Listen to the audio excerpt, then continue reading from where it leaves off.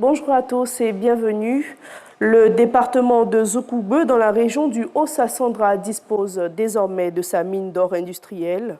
Une mine qui va produire annuellement 3 tonnes d'or pendant 9 ans. Pour son fonctionnement, c'est 620 emplois directs qui sont créés. Mamadou Kouassi pour ce reportage. Par cette coupure de ruban, le ministre des Mines, du Pétrole et de l'Énergie met officiellement en service la mine d'or de la Lobo dans le département de Zoukougbe. La troisième inaugurée pour cette année 2023. Une mine industrielle qui a mobilisé 158 milliards de francs CFA d'investissement par des Ivoiriens soutenus par une firme internationale.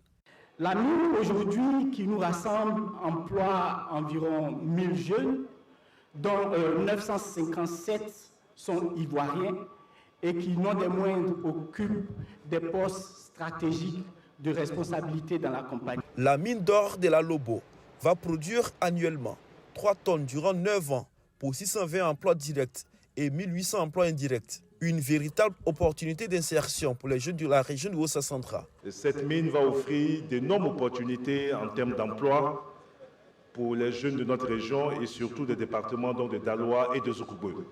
Déjà, je sais que la semaine dernière, avec l'AGEFOP, il y a une convention qui a été signée pour la formation de 150 jeunes. L'exploitation de la mine d'or de la Lobo va rapporter à l'État de Côte d'Ivoire plus de 156 milliards de francs CFA. La marche se poursuit. Nous avons en vue plusieurs projets de réforme de ce département. Nous allons doter notre pays d'une infrastructure géoscientifique qui permettra d'avoir une idée précise des richesses dans le sous-sol de notre pays et qui par la même occasion va renforcer l'attractivité de notre pays pour les investisseurs, mais aussi et surtout renforcer la capacité et la force de pouvoir de négociation de l'État en ce qui concerne le partage des richesses ainsi mises à l'évidence. Le ministre Mamadou Sangafoua Koulibaly invite les Ivoiriens à s'investir dans le secteur minier. La cérémonie d'inauguration de la mine d'or de la Lobo voit l'installation de son comité de développement local minier, présidé par le préfet de la région du Haut-Sassandra.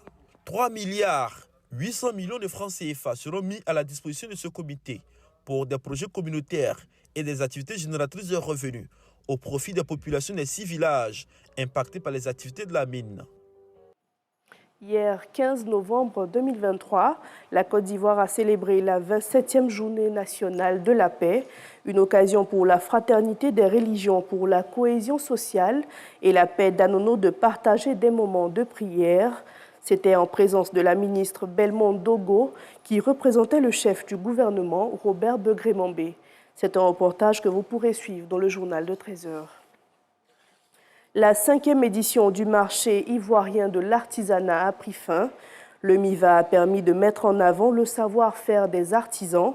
À cet événement, la somme de 78 millions de francs CFA a été remise à 24 jeunes artisans dans le cadre d'un partenariat avec le ministère en charge de la jeunesse. Dans l'actualité internationale à présent, à Madagascar, ce jeudi, les populations sont appelées aux urnes. C'est le premier tour de la présidentielle.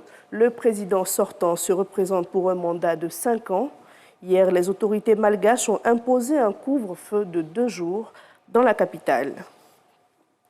Autre actualité, le Conseil de sécurité de l'ONU appelle à des pauses humanitaires dans la bande de Gaza. Les Nations unies insistent sur la protection des civils, en particulier des enfants. L'organisation appelle également à la libération immédiate de tous les otages détenus par le Hamas. Nous sommes au terme de ce journal. Retour de l'actualité à 7 h.